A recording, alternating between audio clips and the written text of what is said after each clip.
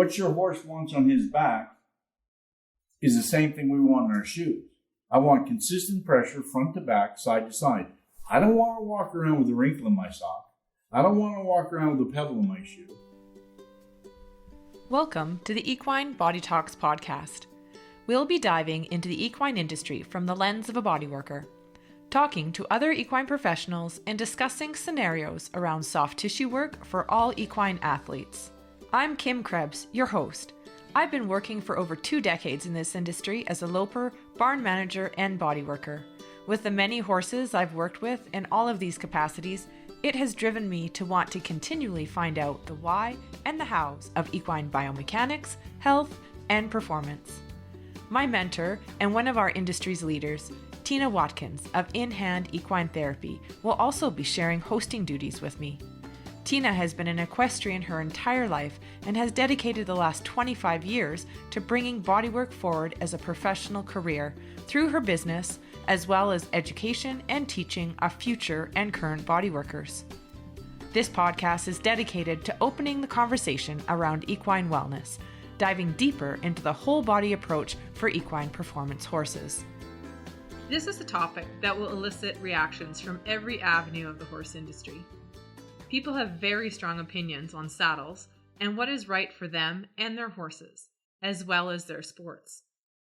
As bodyworkers, we recognize that this is one of the most important aspects of our horse's ability to carry weight effectively for not only basic biomechanics, but also for our sport-specific endeavors, which these days require a horse to be increasingly agile and athletic. Thinking as well about how you as a rider feel in the saddle and are positioned is critical. I've often heard people say that they have found a saddle to fit their horse, so that's what's important, and they'll just learn to ride in it. Yet when we see them sitting in it, their upper body is either forced forward, or they are sitting on the cantle, or they have their legs forward or back, etc. If you aren't able to sit squarely on the horse's back, just like we discussed in our interview with Gina Allen, you will be creating a significant imbalance that makes the horse become unbalanced and require that they alter their positioning to adjust to your weight. Saddles need to not only fit the rider and be appropriate for the sport, but most importantly, they must fit the horse. Improperly fitting tack is often a main concern when we come in for a session with a horse that is dealing with not only back pain, but shows an inability to perform their discipline, one that is showing SI pain and is not able to gain impulsion from behind, or one that has dropped down in the sternum and is restricting throughout the pectoral region. Many reasons can be causing these limitations. However, saddle and tack fit will be a primary area to look. A horse will compensate to get away from discomfort and pain, and if we don't get to the root cause of the pain, the compensation patterns deepen and can lead to significant injury. There are many saddle fitters around the world, and many different types of saddles to look at. In today's episode, we will be talking to one such professional who has designed his own unique system for both English and Western saddles. These are the saddles both Tina and I ride in ourselves. Tina for years, and myself just recently. I have to say, I was one of the biggest skeptics at first, thinking there is no way my mare was going to find the perfect fit. She is a cutting horse with very pronounced shoulders and wide withers. I'd invested in very good quality saddles before and thought I had a decent fit. Because of the nature of our sport of cutting and the fact she needed a wider gullet for shoulder position, saddles often migrated up towards her neck as we hit the hard stops and quick turns required, and I was using the horn to have to push deep against to keep my butt in the seat. We found the best fit possible for her, and she was an incredible athlete that performed well. However, when I did Danny's Dare to Compare, I was floored to find how different she rode and how I sat within minutes. Tina and I caught up with Danny Kroetch of DK Saddlery at the barn Carousel Stables he owns with his wife Crystal, and where she trains and coaches as an FEI level dressage rider. Danny is a master saddle fitter who has worked in the industry for over 32 years throughout North America, Europe, and Asia. In conjunction with Academy Bartels, Dan was invited to take part in a 15-month study with Utrecht Veterinary University in the Netherlands on how ill-fitting saddles affect the horse's movement. The findings were published in 2004. Before starting DK Saddlery, Danny was frustrated by the limitations of saddles that he was fitting to horse and rider. This frustration led him to design a saddle that incorporated his years of experience and research, creating a fully adjustable saddle that can be refitted as your horse develops. In his own words, his goal is to eliminate discomfort for both horse and rider, thereby maximizing performance by increasing freedom of movement. Let's have a listen. Okay guys, today we're here with Danny Kroetch from DK Saddlery. We're pretty excited. We're going to talk to other team members that are going to surround your horse and allow them to tell us about what they do for horses and how we are going to be able to create the circle of wellness, which is one thing that Danny talks about a lot. So Dan, let's start from the beginning. When did you get started with saddle fitting, and tell us why you got into this journey? Well, I've been a master saddle fitter for 32 years. In 32 years, I've fit well over 200,000 horses in my day. I've been involved in many research done in University of Utrecht Veterinary Clinic in Holland on how ill-fitted saddles affect horses. And I got into it to try and alleviate the horse's pain through saddles, because horses are suffering all the time through their saddles. So I like to bring into the people I work with, which I truly believe in every aspect of alternative medicine to horses, such as massage therapy, chiropractics, acupuncture, all that. And one of the ones that I work with the most is massage therapists. So I would like to talk a little bit about that today on how massage therapists can see through their horse where a saddle's creating problems. I think you're right, Danny. For us, one of the biggest reasons we wanted to have you on, not only because both of us ride in your saddles and find them amazing, but also because in conversations we've had and other collaborations we've had with you, this is one of the major elements that we find oftentimes when we are out working, is that, you know, as a massage therapist, we can go in and we can work on the tissue, we can help alleviate a lot of the soreness issues that the horse may be having at that moment. But if the underlying factors to that soreness are not addressed, then we're just doing, you know, a Band-Aid. And then the next time we're having the same things that keep reappearing. And so then as a body worker, that is something that we need to be aware of and start asking those questions of, okay, this is 2 times in a row we've come. We've had the exact same problems. We've had the discussion with the owners prior to, and nothing has changed. Okay, what is it that's causing these issues? And saddle fit often, or tack fit, is often an underlying issue that needs to be addressed. I mean, absolutely. I mean, it's like in 2003, when I did my first research in Utrecht Veterinary Clinic in Holland, I told the head of the research, I said to him, I believe that 80% of horses' problems within their poles, their necks, their withers, their dorsal ligament, their SI joint, their hocks, and their lower limb problems stem from saddles. When I finished my 15-month study, he told me my number was too low. We have to look at it like this. If I put a backpack on your back and I stitch it in the middle, I put 40 pounds of weight on one side and 10 pounds of weight on the other side, and I tell you to go walk around for an hour and a half and then come back and take the backpack off. The first thing you do is you stretch your back out from carrying that inconsistent weight over your back. Now, let's think of this. That's an hour and a half. Do it every day now. Mm-hmm. And tell me how long it is before you have neck problems, shoulder problems, lower back problems, pelvis problems, knee problems, ankle problems. Yeah, Dan, that's so good. Really important thing for people to think about, because they don't think about the two sides, do they? They think about the saddle and the horse. They're putting the saddle on the horse, but they're not thinking about those two sides. And you talk a lot about symmetry. tell us a little bit why you find that symmetry is so important, but also how do you look for symmetry?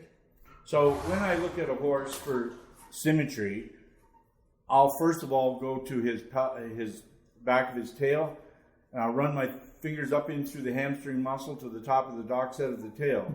One thumb will be high, one thumb will be low. The low thumb is the weak side of the horse, because then if you take your hands and you touch the top of the hip bone, that side of the hip bone will also be dropped. Your longissimus dorsi muscle attaches to your SI and down to your hip.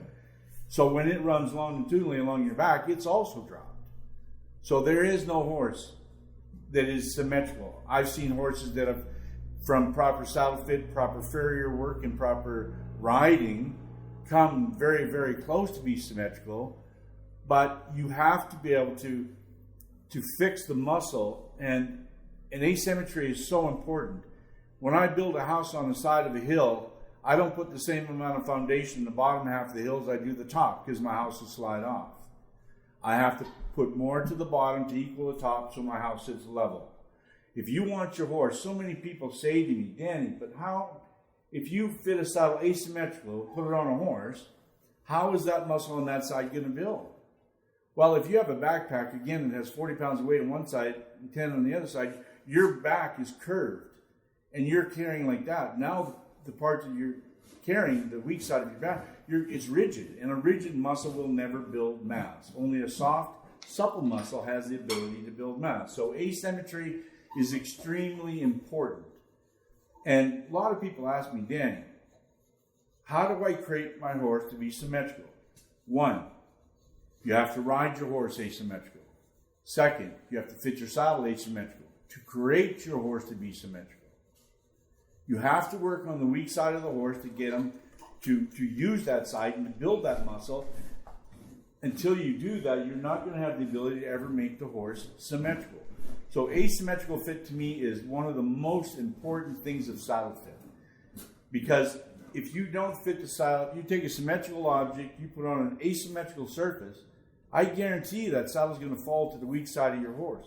Now the gullet of your saddle is going to come up and push up against the dorsal system of your processes of your spinal column, forcing your horse to have hock problems, and he's going to carry that way all the time, and he's going to make him get worse and worse and worse. So it's asymmetrically fit to me is one of the 3 to 4 most important things about saddle fit. I think that is something people may have a hard time grasping, and only when I say that I understand completely, because I've worked with you lots now. But when you first talk about asymmetrical fit, and you keep thinking, no, it has to be symmetrical, it has to be even on both sides, otherwise, you're creating unbalance. Mm-hmm. But the idea is that knowing everybody, human included as horse, we're all asymmetrical in our own stance. I mean, none of us are perfect beings. And so if you try and always be perfect, or have the object that's always going to be perfect, like you say, you cannot build up that tissue if it's uneven. Like you have to be able to build into it, and you need to have that asymmetrical fit to start with. Absolutely. So that balance point is there, and that then the body can start to adjust. Absolutely. Yeah. Well, and I think your findings from the study you did in Utrecht was that exact thing, because you sent me the video of the pressure pads that they had, and when you had your saddle fit to the asymmetries of the horse, the pressure points were actually equal on both sides as the horse was cantering versus the other saddle. So or the symmetrical saddle, I guess, if that's how we say it. So could you explain that a little bit to us? So when I was in Utrecht, and they asked me what was the first thing that for saddle fit that needed to be proven, and I said asymmetrical fitting. So I said to Utrecht, I want to prove that asymmetrically fitted saddles are far better for horses. So we did 40 horses. I did the measurements of their withers and down their back, which is recorded in the research. And then we put a compression pad over top. It was recalculated every time we used it. Calibrated, and we put the saddle on symmetrically fit, and then put a rider on and off 3 times in motion, and then analyzed that, and then did the asymmetrical fit and did the same thing. But the one thing that it didn't work was the research that I did. All the trees that I used were totally adjustable. So I made sure the balance of the saddle from front to back was perfect, and I made sure the tree point angle over the withers was perfect, because I only wanted to test asymmetries. So if I would have used a wooden tree saddle or a short tree pointed saddle, I wouldn't have had the ability to do that, and the results would have been totally different. But this was where the perfectly balanced saddle and a perfectly fitted tree point. And then I put the asymmetrically fit, put the rider back on top. All 40 horses proved without a doubt that the asymmetrically fitted saddle was far better for the horse. And can you maybe just explain to people too, how did you come about doing this study with the Utrecht University? When I was over there, Utrecht Veterinary Clinic in Holland invited me in to do a lecture and a demonstration to the graduating vets. As a saddle fitter, I have to look at a horse as a whole. As veterinarians, usually you only look at one side of a horse at a time. So, for example, when I said to him 80% of horses were right shoulder forward and 15% were left shoulder forward, 5% was equal, he said to me, "What are you talking about?" So I stood the horse up square. I put a stool beside it. I had him stand on the stool, and I had him run his thumbs up along the thoracic trapezius till he got to the back of the scapula on both sides. His right finger was 1 inch to 1.5 inches farther forward than his left. So when I did that in Utrecht, then they invited me to do the 15-month study on how ill-fitted saddles affect horses. And that's when I did my first research there. And then I also did some research on the biomechanics of the wither muscle in motion and the travel of the scapula in motion, which is, to me, extremely, extremely important. It's the second most important thing past asymmetrical fit. So through all that and being over there, I mean, then everything just evolved and got more and more and more.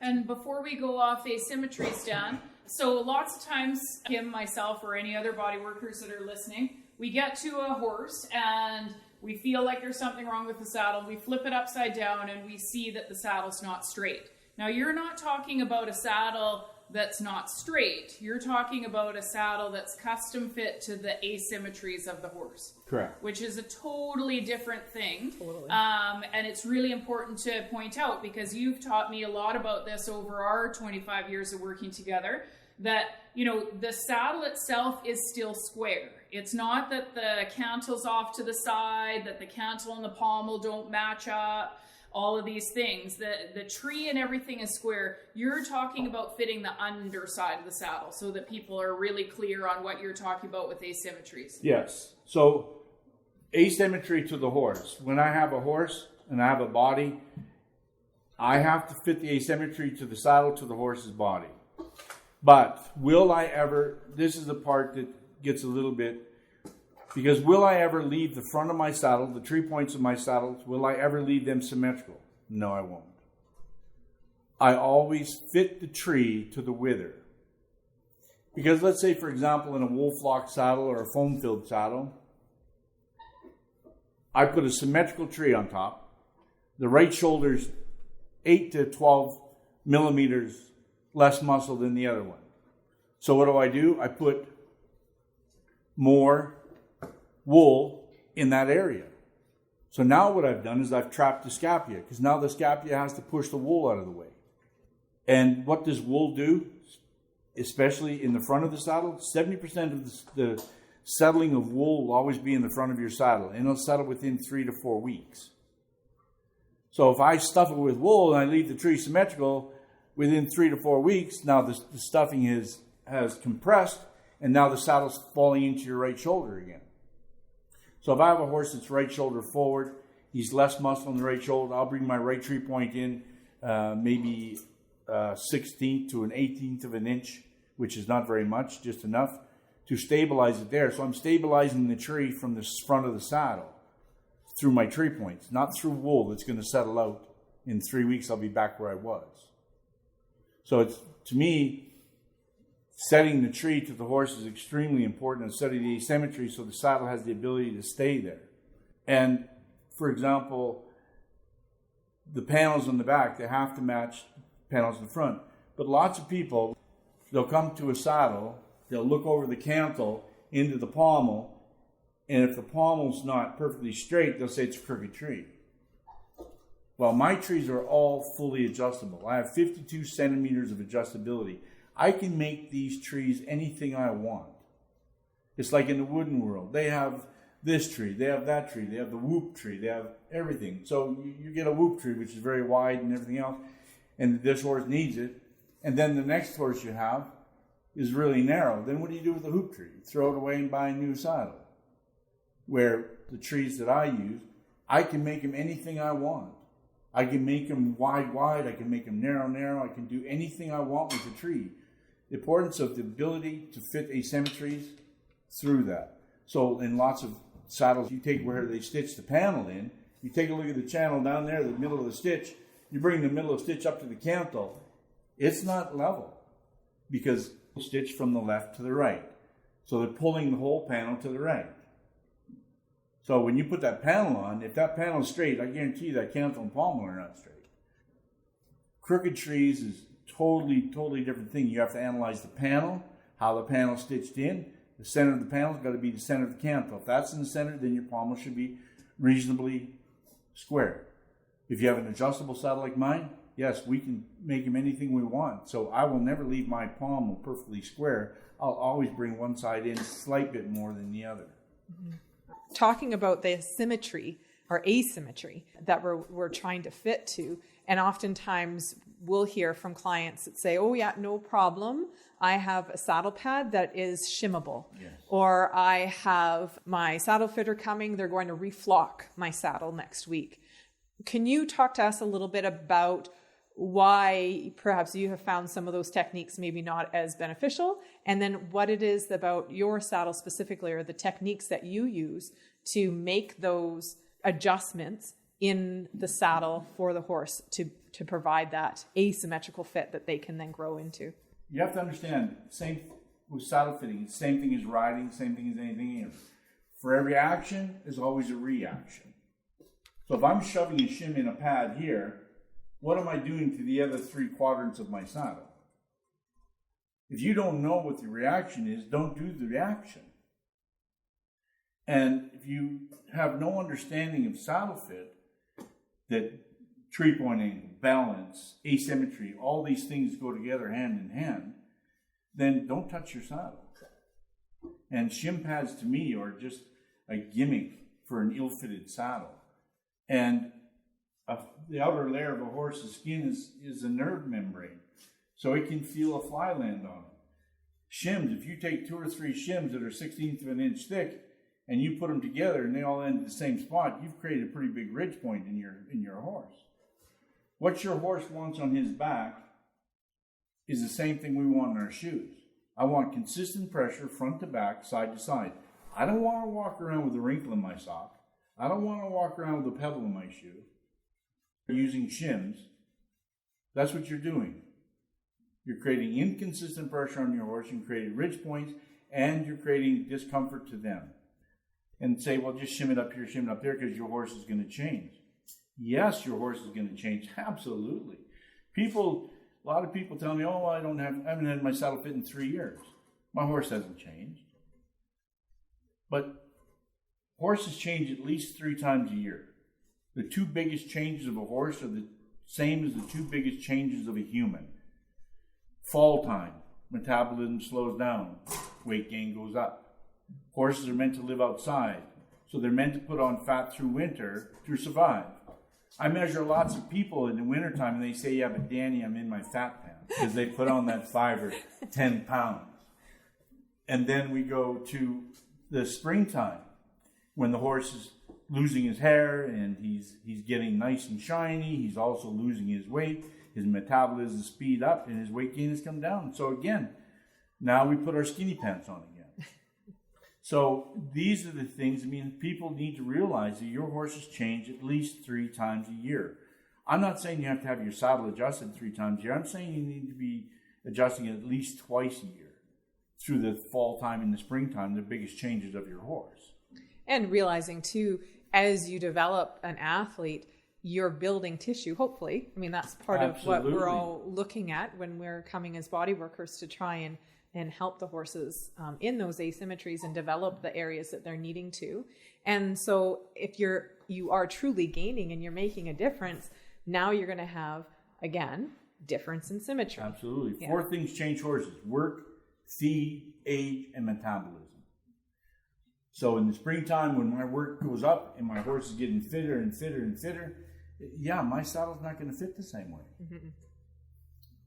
So yeah, it's extremely important that you have the ability to adjust the saddle. It's like when I say adjust the saddle, 90% of saddle fit is tree point, tree point, tree point, tree point.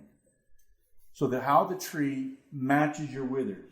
Take a look at all short tree pointed saddles, like wooden trees, plastic trees. Their tree points are not very long. They're bearing pressure 4 to 5 inches down on the withers. The problem is that everybody in the industry of saddles, they want to talk about free a shoulder, free a shoulder. There's only one way to free a shoulder: get out of its way. And there's only one way to get out of its way. Because when the scapula leaves, it travels in the upper part of the withers, travels back 6 inches and escapes through the bottom part. So you need to have no contact or very, very little contact in the top 6 inches of your horse's withers. But not only that, when we talk about the withers, we talk about the trapezius muscle, thoracic trapezius muscle. It's 1/4 of an inch thick. The natural grain runs front to back. The underlying muscle, spinalis muscle, the natural grain of it runs front to back. So when we put a short tree pointed saddle on top of them 2 muscles and we girth it down and we sit in it, that tree pulls down against them muscles, pulling against the natural fiber of them 2 muscles, not allowing them 2 muscles to develop bigger. Most saddles out there that I see, they're always narrowing the tree, the ones that are adjustable. They're narrowing the tree, they're stuffing more wool in the front of the panel. Your tree has to be long. The length of your tree is extremely, extremely, extremely important. My tree points are 9.5 inches long. They come down and they sit on the serratus muscle. The serratus muscle runs up and down, the natural grain's up and down. So now when I put my point of contact of my tree point on that muscle, I am on a truly weight-bearing muscle and a working muscle. As the front limb lifts, that muscle gets bigger. So it'll slightly elevate your tree, giving your shoulder even more freedom. Well, and I think you have a really good point there, Dan. And I know in some of your studies this came up for you. Tell us a little bit about what pressure does to the muscle then. Because we're talking about the muscle itself. But I think a lot of people go, oh yeah, I know my saddle doesn't quite fit. But what does the pressure do to the muscle? Well, the pressure, in 2009, the University of New Mexico did research on Western saddle fit. They took 156 saddles from all different parts, the roping, the reining, the barrel racing, all that. And they tested them all. They found 156 saddles that didn't fit. But in their test, they also did a compression test of the muscle. How much pressure per square inch can a muscle withstand before you damage the muscle? The muscle can withstand 2 pounds of pressure. So you want to be under 2 pounds of pressure in order to be not hurting your muscle. From 2 pounds to 4 pounds, you're definitely damaging your muscle of the horse. Because when I palpate them, they palpate 7 to 20 out of 10 for sore. And by damaging, are you indicating like bruising? Is that Yes. Yeah. Internal bruising of the muscle. Mm-hmm. So then from 4 pounds to 6 pounds, that's where you're putting so much pressure on that section of the muscle, you're killing the follicle of the hair, creating white hairs. I have so many people in the Western world, the English world, they say, I've never created white hair, so I've never hurt a horse. But every horse I palpated, theirs is sore. Bad compression from a balance of a saddle, for example. You damage the muscle. You make the muscle deteriorate. It doesn't build. It gets less and less. You take the muscle away because it can't. It's like, take for example, a saddle that sits way too high in front, way too hard on the lumbar region. If your saddle sits high in the front, low in the back, you're blocking your lumbar region from lifting, which means your SI joint and your pelvis can't rotate. And if it can't rotate, the first thing it does is it travels up behind. So you're paddling up behind, you're truly not getting anything. You're deteriorating the muscle, the lumbar muscle, and then you're getting your horses to be very sore in the glutes and in the SI joint. And a lot of these people, when vets come and they have to inject the SI joint, I guarantee it's created from the saddle, putting too much pressure, and the horse is not strong enough through the lumbar region to protect the SI joint. Well, and I think that's a really interesting point, Dan, because we've all seen those saddles, and there's a lot of listeners out there and body workers that have seen them where there's atrophy in different areas of the back. Yeah. And, you know, it's really important for people to realize that that could be directly from pressure, not allowing that tissue to be able to expand, hydrate, and because of the damage you're talking about, then it is actually going into protection mode and starting to get tighter and tighter. Absolutely. And then not function. Absolutely. Which, you know, people want their horse to do things, but then when they can't function properly, they get frustrated, right? So I think, you know, it's putting all the pieces of the puzzle together, right? Absolutely. I mean, for example, just going back to that saddle, sits too high in front, sits on the lumbar region. I mean, you have to understand one thing. When you're sitting there, you're sitting on top of the kidneys of your horse. So I get many horses where if you touch the horse in the lumbar region back there, they'll squat and pee because they're so sore there. But the other thing is that, again, compression. When your saddle is perfectly balanced, I mean, my Western saddles, my English saddles, I put them over compression pad. I go from anywhere from 1.2 to 1.6 pounds per square inch. So I'm well underneath the 2 pounds per square inch. But if I put 70% of the weight of my saddle, because it's too high in front, over the kidneys of my horse, now I've compressed that muscle. Compression of the muscle, I disallow blood to flow freely into that muscle. By disallowing blood, I disallow oxygen. And oxygen is extremely important for building and developing and creating our strong muscles. So I also fatigue the muscle twice as quick. So now if I do an hour's work, 30 minutes in, I'm starting to fatigue the muscle, so it's getting so weak, and then the SI can't hold it, and everything falls out from behind. So for every action, again, is a reaction. Mm-hmm. Yeah, and that takes us directly back to the symmetry points, right? Absolutely. Because if you put a symmetrical saddle on an asymmetrical horse, you're going to get the shift, and you're going to go over that 2 pounds of pressure easily in those areas. On the strong side, because your saddle's going to fall to the weak side of your horse. Your channel's going to come up against the dorsal system, pushing it into the processes of the spinal column, and you're going to find a really sore horse. Now, if I palpate, if I take 4 fingers on both sides of the lumbar region and on both sides of the back, and I press straight down, I should be able to get a beautiful swing in my pelvis and in my barrel. It should be just like a springboard. However, if I put 3 to 5 pounds of pressure and that horse's pelvis rotates out from behind and drops, that saddle is sitting way too high and killing the lumbar region and killing the kidney area of my horse. Mm-hmm. So tell us a bit more about balance, Dan. You mentioned it a couple times. How could a horse owner or even a body worker that's out there that is just assessing a saddle to see if they need another team member like yourself to come in, what are some of the things that they could just look for with the saddle's balance? To me, in the English world, doesn't matter if it's a dressage saddle, a jumping saddle, an endurance saddle, whatever it is, if you girth it up, your billet should always be straight up and down. If you draw a line straight across from your pommel to your cantle should be no higher than halfway up your cantle. If your pommel is the same height as your cantle, that's not a good thing. If your pommel's way low in the back, your panels are not touching your horse, that's not good again. Balance is, when I balance a saddle, the center part of the saddle, if I measure from the pommel to the cantle, if it's 14 inches, I go to 7 inches, and then that's the center. That center for 3 inches should be perfectly parallel to the floor. If it's not parallel to the floor, if one finger is higher than the other finger, then your saddle's not properly balanced correctly. And then, for example, on a tree that's too high for a horse, that is the worst tree you're ever going to get, because you can't fix that unless you can adjust it. If you have a wooden tree or a plastic tree, because you cannot open the tree to make the balance right. So the only thing they're fitting is wither clearance. They're trying to get enough wither clearance. 9 times out of 10, that saddle is going to be too high in front, too low behind.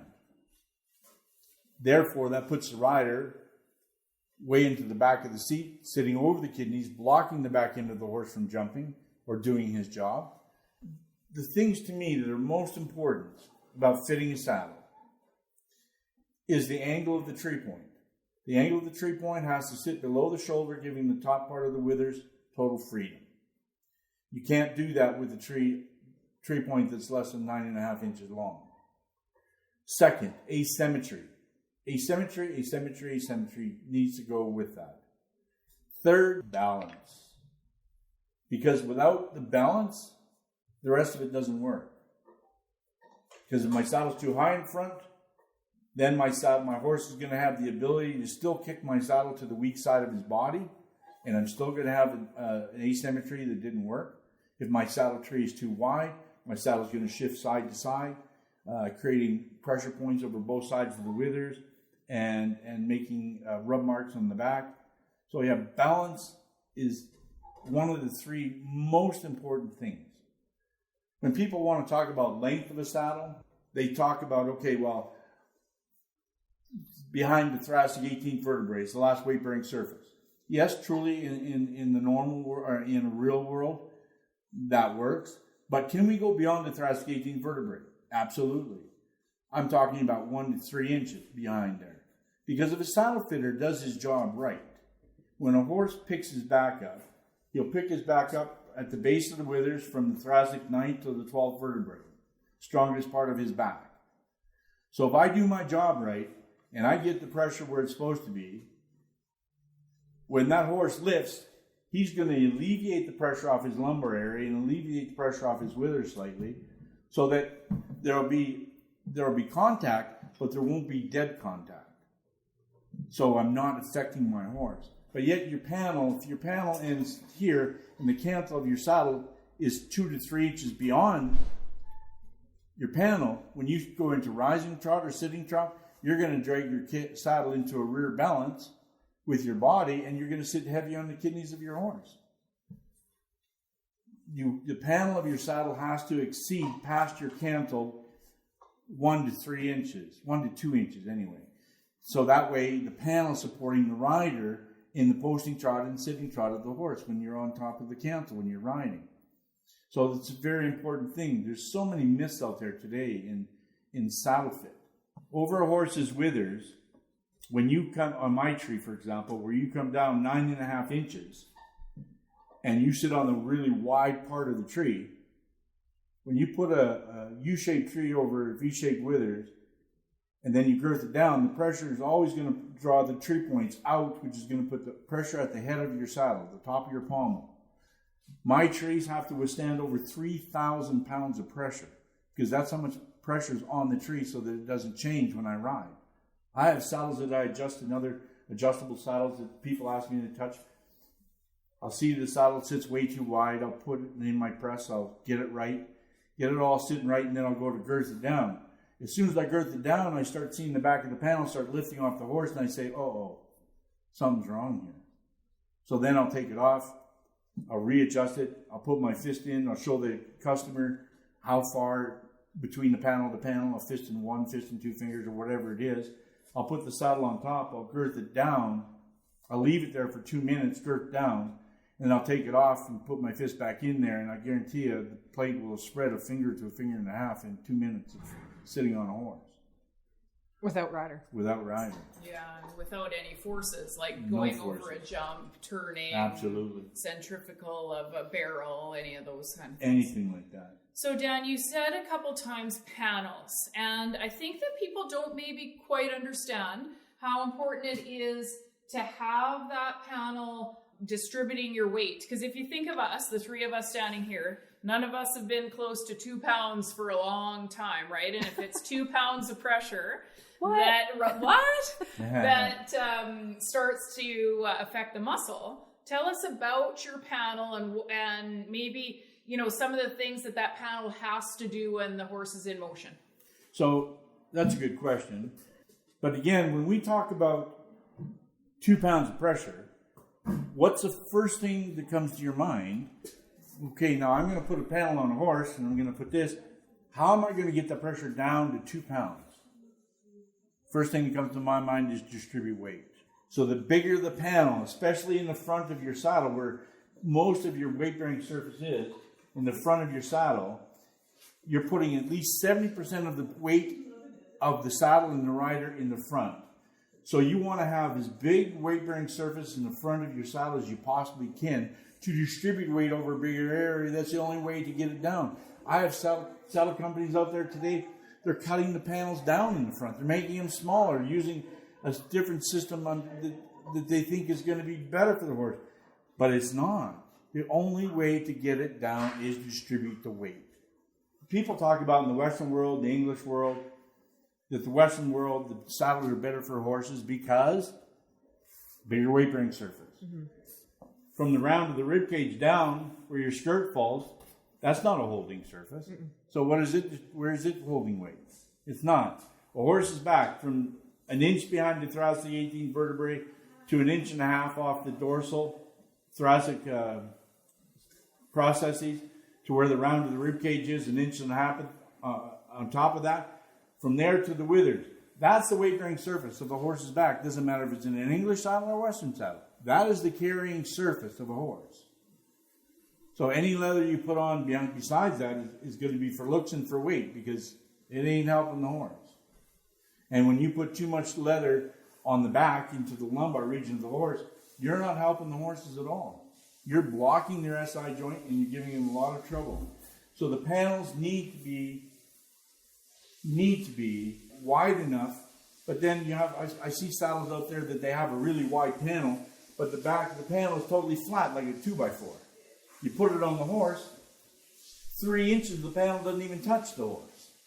All the panel contact comes to the inside of the dorsal and the inside of the long isthmus dorsi muscle, creating tremendous pressure over the thoracic processes. Right. So it's very bad. So just to make sure that that's clear for people, you're wanting to make sure that the panel is going to be the same shape as the horse's back or top line or muscle, however people are looking at it, so that all of that panel is contacting, and that's what's taking your weight distribution. So if you go over that one more time, because I think people don't understand that, right? They think, lots of people know about bridging, they stick their finger in and they're like, okay, well, it doesn't seem to be bridging, but they don't, stand up and actually look to see what's touching the horse's back. So what we want is a wide channel in our saddles. I want to take at least 4 fingers and run down the channel of my saddle from panel to panel. I want that width because the dorsal processes of the spinal column need that width. But when I look at my panel and I take a look at the outside of the panel, I want that outside of that panel touching that horse. I don't want it off my horse. And not just touching. Bearing weight. Yes, and not just in a very slim manner, but the full effect of the panel. That's why I use the flare system, the air system. I've been using the flare system for 27 years now. I find it the best system in the world for horses. As Tina can verify, I mean, horses that we bring here, we just got that one horse back there. When I palpated him, when we did the vet check on him, he was 20 out of 10 for sore. I mean, Tina's seen him from the day we brought him here and palpated him, and now I can go and palpate him as hard as I want, and he just sits there and licks his lips.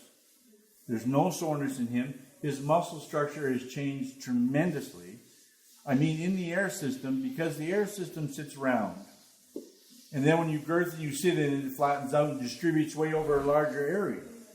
And then the air moves with the muscle, stimulating the muscle in motion, so it's creating more blood flow. With more blood comes more oxygen, faster healing, faster muscle building. Tina can verify that, I mean, the horses in here build muscle tremendously quicker that are in the air system compared to the wool. So we talk about wool. When you sit in a saddle with wool, the compression straight down is 100 straight down into the muscle. It doesn't deviate out. It goes straight down into the muscle. So now I've compressed the muscle. By compression of the muscle, I've disallowed blood again to come into the muscle freely. There's been many researches done between air and wool. And people say, oh, air is no good because of this and because of that.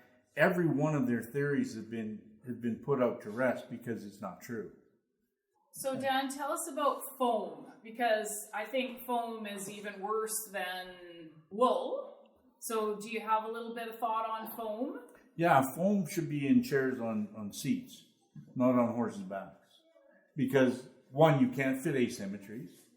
You have no ability to fit asymmetries with foam, so you always have a symmetrical saddle, and it's a dead saddle, because foam has very little cushion. And after 6 months of riding in that, I mean, you'll compress the foam out, and then you'll have down to nothing. And then they'll want to change the panels out, but they're not changing the panels out, they're putting the same panels back in. People will often go with, oh, I don't have to worry about any of this because I ride in a treeless saddle. Right. So we don't have to worry about pressure points because there is no tree to cause those. But from what I've learned through you and through Tina and a lot of horses that I've worked on that have had those treeless saddles, is the tree may not be putting pressure, but whether it may be the way that it's cinched up, it may be the saddle pad, or maybe the rider themselves that are then putting the pressure, because we're not talking about that even distribution. As you had mentioned, what was so critical in the balance points is no longer there, because now it's just where your seat bones are. Absolutely. There's been 4 or 5 tests done by a veterinarian, Hillary Clayton, and she's done tests on treed saddles to treeless saddles. Every test she's done has been the treed saddle wins, hands down. But then we have to take a look at a horse, treeless saddle. If I take a swinging bridge that's 20 feet long, I go in the middle of that swinging bridge, and I put my hands on the rails and I bounce up and down, I'm going to get a tremendous amount of bounce out of my bridge. Now, if I take a 16-foot plank and I put it in the middle of that 20-foot bridge and then stand in the middle of the plank, 80 to 90% of that swing is gone. I've stabilized the bridge by putting a tree in. If we take a look at the spinal column of the horse, the withers are supported from the front limb of the horse. The pelvis is supported from the hind limbs. The processes that connect the two together is a swinging bridge, totally unstabilized. So again, when you said with a treeless saddle, one, until you have the ability to fit asymmetries, even in your treeless saddle, you're going to put pressure over the withers. The first treeless saddle that came out was over 30 years ago. They came out with a big statement saying trees and saddles hurt horses. I agree, 150%. Ill-fitted trees hurt horses. Properly fitted trees don't. And I've been proving that for 32 years.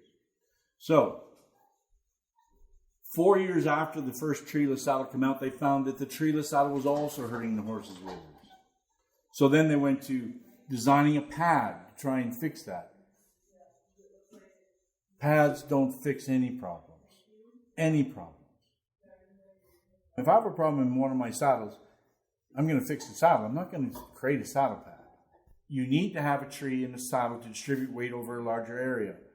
Any horse in a treeless saddle, I'll go to their thoracic 15, 16 vertebrae, and I'll touch them on both sides, and I guarantee you I'll get them to drop 6 inches in their back. Because when we talk about balance, we also talk about a rider. If I put a rider on a 45-gallon drum and I have them sit there, first thing their legs do is the legs go way out in front. Their thighs roll out. Their toes are at 10 to 2. Underneath their bum, zero support. Same thing in a treeless saddle. So when you're riding in that treeless saddle, every part of your upper body weight is jarring into that horse's back, rigidly.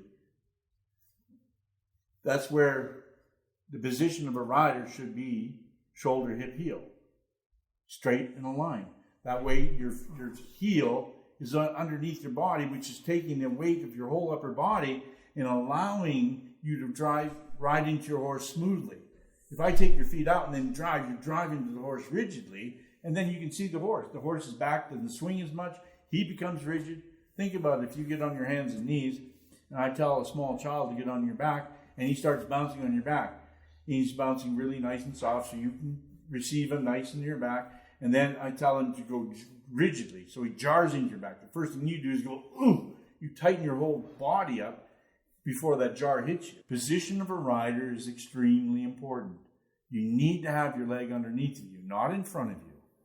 If you're in front of you, then your whole upper body's jarring into the horse because there's nothing taking the weight of your body. Right. Which goes again back to your balance point earlier. Absolutely. So we've talked tons about the top of the horse, but I know from working with you and all the horses that you guys have changed and the things that you've developed, that the underside of the horse is just as important. Can you tell us about the girth that you've developed and why? Yes, girthing to me is just as important as saddle fit. Because girthing is a very simple thing. The billets of your saddle run straight up and down on both sides. So when I tighten that girth up, the pressure goes straight through. So, and then on your sternum and your pectoral muscles, again, we want to create stability and comfort. How do we create stability and comfort? Distribute weight. So the middle of my girths are 7 to 8 inches wide, and they're rock hard. So when I girth it down, I can't get my fingers underneath the front or the back. So I distribute my weight over 7 to 8 inches of the horse's sternum and pectoral. I put elastic on both sides because I need that rib cavity to have the ability to expand and contract freely and work. So when he stretches out and comes back, anytime that his sternum gets bigger, I want that elastic to stretch out and allow it to happen freely.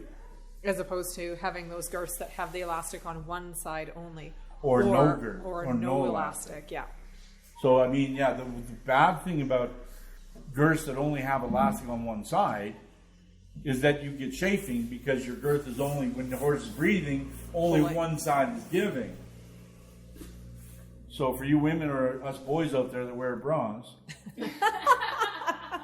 you would understand that the elastic on one side is not a good thing at all. And no elastic at all is terrible. Because when you tighten your girth up, the first thing the horse does is it pushes his sternum out. And then if you have no elastic, you get to the dead point and then you're done. You think you're on, and then you're on top. And then I can take and pull the girth 4 to 6 inches off your horse's rib cage. Mm-hmm. So now you're riding around with no girth. So elastic on both sides is extremely important. Cut out for the elbow and the tricep, extremely important. Wide weight bearing surface, extremely important. Has to be rock hard on the bottom so it distributes weight.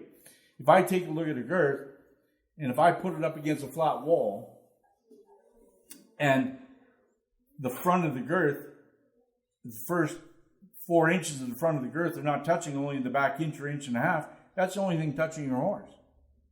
And then what happens is those girths that are designed that way, the contoured ones, then they push the girth into the elbow of the horse, pulling the front of the saddle up on top of your shoulder.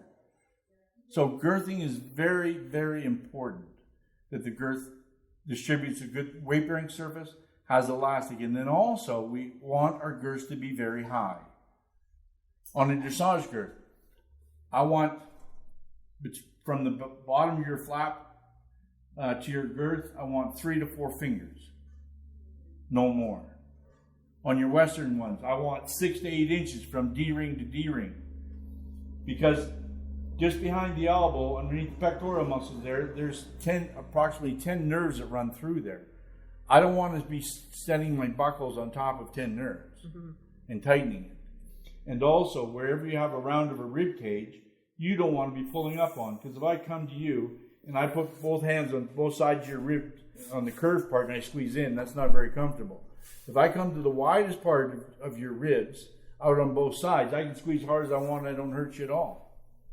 Same thing with the horse. The strongest part of the horse's girthing power is up in the middle of his barrel, where the wide part is. And how you girth as well. I think that was the one thing when I got my DK from you, and of course I had been in a traditional wooden tree the majority of my Yeah. riding career. And so, you know, always tightening slowly, but tightening on the left side of the horse. And Yes. yeah, and then You were tightening on the left side. I was, yes. Yeah. That's how, you know, I'd always tighten the saddles. And then as you let them walk around, then you tighten it up a little bit more, but always from that left side. And when I got into the DK for the first time and went to go for a ride, did the same thing. And you said, no, wait a second. Our final girthing is going to actually be on the right side of the horse. So we're going to tighten from both sides so that it's even, but we're not pulling always over to the left. Right. Because 80% of horses today, the weak side is their left side. And as riders, we're always doing things on the left. So we put the saddle on the left side. Then we girth it down on the left side. And then we mount on the left side. So the time we get on top, the whole saddle shifted to the left. So that you're not promoting it to sit to the strong side. So I always say, promote your saddle to be stable to the strong side of your horse. So if the weak side of your horse is the left side, pull your saddle a slight bit over to the right and do your final tighten always on the right side, so that when you mount your horse on the left side, the saddle stays nice and square and centered over your horse's ribcage and his withers. Mm-hmm. You're not pulling on the withers. Mm-hmm. Well, I don't know about you guys, but that's a ton of information from Danny Kroetch of DK Saddles. Danny, how, if people have questions or they'd like to learn more about your saddles, how do they find you? So my website is dksaddlery.com, and you can get me on Facebook, Instagram. If you want to ask any questions, I'll pop you back an answer. I'll do the best I can to give you the right answer. We'll be sure to link to all of your contacts as well on the show notes so people can access that quite easily. You know, I was a little bit of a hard head for a little while until I did the challenge. The dare to compare. The dare to compare that you do. And I certainly had such a significant change in my mare, which is a hard horse, had been a hard horse to fit. Yeah. And, you know, significant change in her in a matter of minutes. So, and myself as a rider too. Yeah, so totally. Thank you for that. And thank you so much for coming on the podcast with us. So we have to realize we have to understand one thing, everybody. Fitability is always through adjustability. And if you can't adjust your tree in your English saddle right in front of you, the Western saddle, you never want to adjust the tree. You always want to adjust the bars. So the bars only. So fitability is always through adjustability. So you have to have something adjustable. In my world, if you can't adjust it, it belongs on a bar stool, not on a horse's back. Perfect. Excellent way to end. Thank you so much, Danny, for coming on the podcast. That was great information. Thank you both for having me. It was a great time. Thank you. Danny has some great analogies that we can reference to in our own bodies, as often people have a harder time connecting the saddle fit to how we can feel it for ourselves. The whole conversation around asymmetry is key. We know we aren't symmetrical, nor are our horses, even though it's a goal we're working towards. Listening to how he looks at tree points, asymmetrical fit, and balance gives us all lots of food for thought. Really understanding the principles behind his research and how he explains why he developed the system he has is key to gaining a better understanding of why we often see pain in horses due to poor saddle fit. And included in that, saddle fit includes the girth. If you are interested in hearing more from Danny about his research or to try his Dare to Compare challenge, please contact him at dkroetch@platinum.ca or through his website at dksaddlery.com and social media. We also did a free online saddle fitting course with Danny through our online platform at inhandequinetherapy.podia.com, where you can watch as Danny shows the principles he discusses here today while using a horse as demonstration, and I do his Dare to Compare challenge. Thank you for listening to this episode. We appreciate each rating and review you can give to help grow this podcast. You can find us on Instagram and Facebook under Equine Body Talks, or connect with us by email at equinebodytalks@gmail.com. To learn more about courses by In Hand Equine Therapy, please follow them on Instagram and Facebook as well, and their online course platform at inhandequinetherapy.podia.com. Remember to always be an advocate for your horse and not be afraid to open the conversation around your horse's wellness team.